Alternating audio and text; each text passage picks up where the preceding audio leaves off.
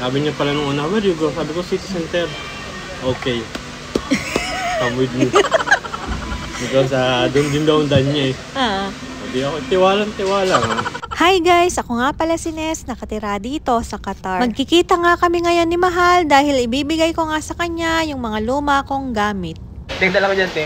Meron lang din ako nung suman malagkit, te. Yung turon, nilupak kayo na lang. Gawa sa kamuting kahoy yun. May spaghetti din ako. Kakatapos lang namin kahapon. May nagbenta rin sa amin ng ganyan. Sige, salamat. Habang inaantay ko nga siya, kumain nga muna ako dito sa McDo. Guys, antayin lang natin si Mahal kasi nag-metro siya pumunta dito.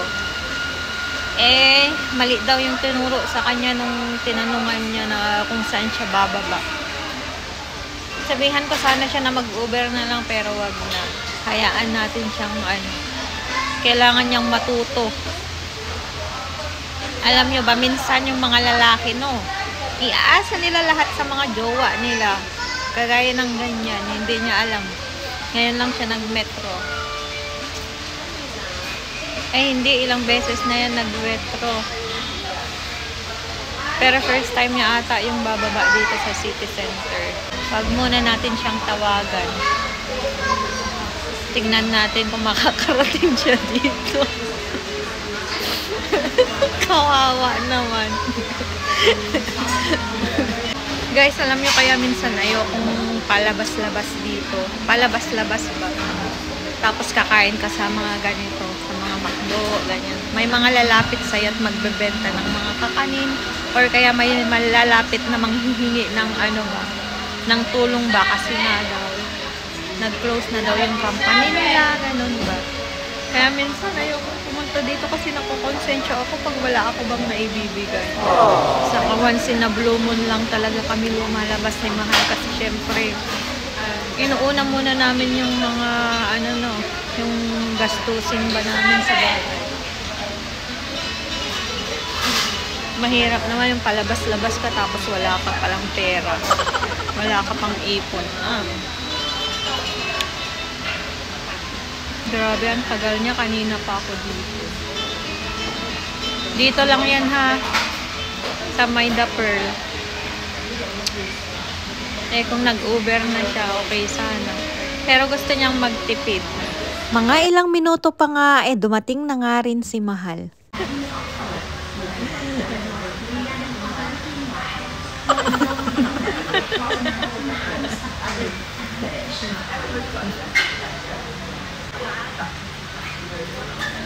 Ano?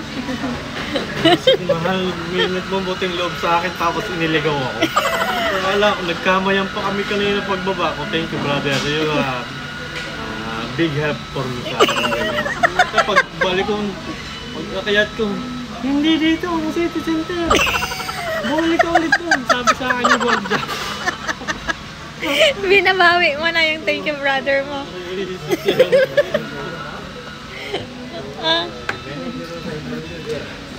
Kain ka muna bago tayo umakyat. Mag-burger ka muna. Basit ulit ako At least alam mo lang ngayon kung paano pumunta dito. Wala akong gastos. Ba? Pag ganun lang ako. Patap-tap ka lang? Wala na yung kaba ko. Nilakad mo lang? Dito lang? Sa likod. Sa likod lang. Kala ko mamaya ka pa Ano ko kuya ito? Sabi niya kayo, Muhammad. Sabi ko dun sa lalaki nagturo sa akin, bro, I know how to go to city center because this is my first time. Sabi niya pala nung una, where you go? Sabi ko, city center. Okay. Come with me. Because doon din daw ang daan niya eh. Sabi ako, tiwalang-tiwala nga. Tinuturo niya sa kanya. Dito, pagdaan dyan sa bababa ka na dyan. Sige. Di pagbaba ko nga pagkatayat ko dun sa taas sabi ko sa guard, sir, saan dito ang exit?